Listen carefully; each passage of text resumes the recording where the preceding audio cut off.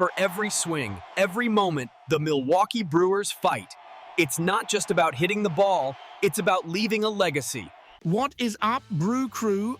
Welcome back to Brewers Fan Central. If you live and breathe Milwaukee baseball, if you agonize over every pitch and celebrate every bomb at American Family Field, this is your home base. Let's get into it.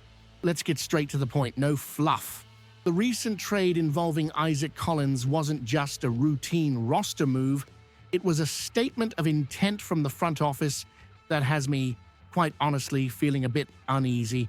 Collins gave us 130 games last season. He wasn't a superstar, sure, but he was the definition of stability.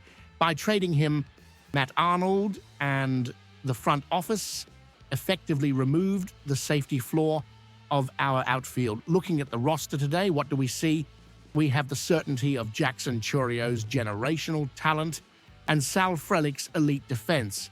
But beyond that, it's a cliff of uncertainty. Navigating that uncertainty is exactly what we do here.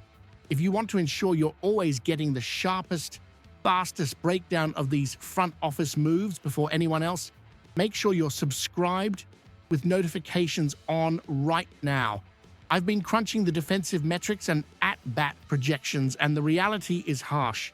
We are one injury away from a serious problem. Blake Perkins is fantastic with the glove. I love watching him play, but asking him to be a productive everyday starter for 150 games is a huge ask, and Garrett Mitchell, well, we all know the talent is there, but betting on his health has been an emotional roller coaster that I don't know if we're ready to ride again.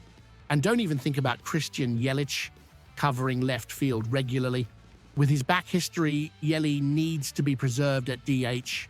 If he's in the field, we are playing with fire. So, the million-dollar question, or rather the $30 million question is, who comes in to fill this gap? I see a lot of fans on Twitter dreaming about Kyle Tucker or Cody Bellinger. Guys, let's keep our feet on the ground. I know our front office's philosophy, Mark Atanasio, isn't cutting a check for $35 million a year for Tucker, and Scott Boras, Bellinger's agent, isn't doing discount deals. These names are smokescreens. They don't fit the sustainable and sometimes frustrating economic model of Milwaukee. And for those who had hopes for Mike Yastrzemski, forget it. The Braves moved faster and locked the veteran down. The free agent market is shrinking, and the bargain bin options we usually love are disappearing. Here is where my analysis gets worried. For weeks, we've speculated about a trade with the Baltimore Orioles. It made perfect sense. They had a surplus of young bats, Colton Cowser, Heston Kjerstad, and needed pitching. We have Freddie Peralta as a trade chip. It was the perfect marriage, right? Wrong. The landscape has shifted drastically.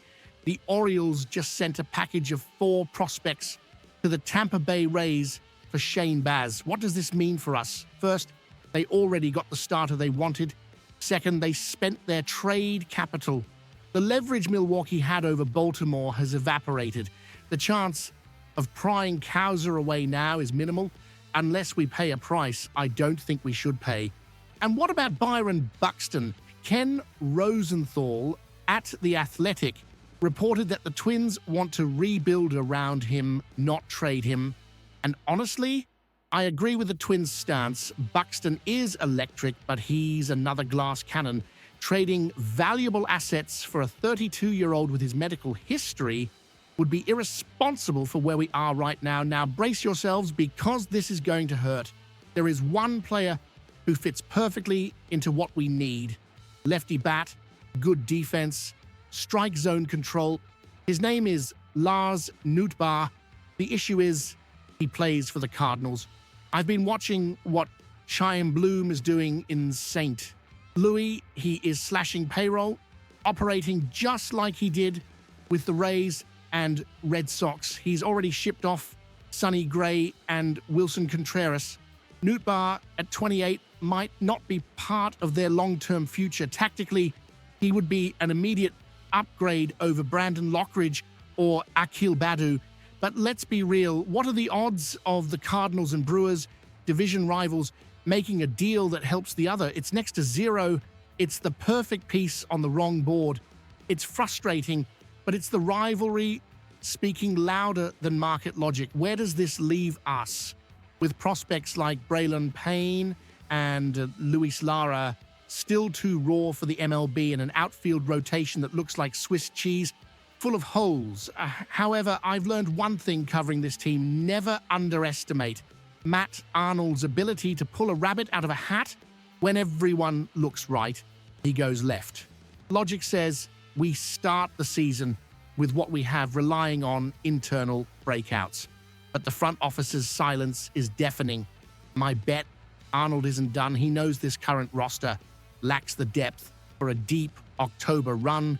Something is going to happen, but it will likely be a name no one is even considering right now.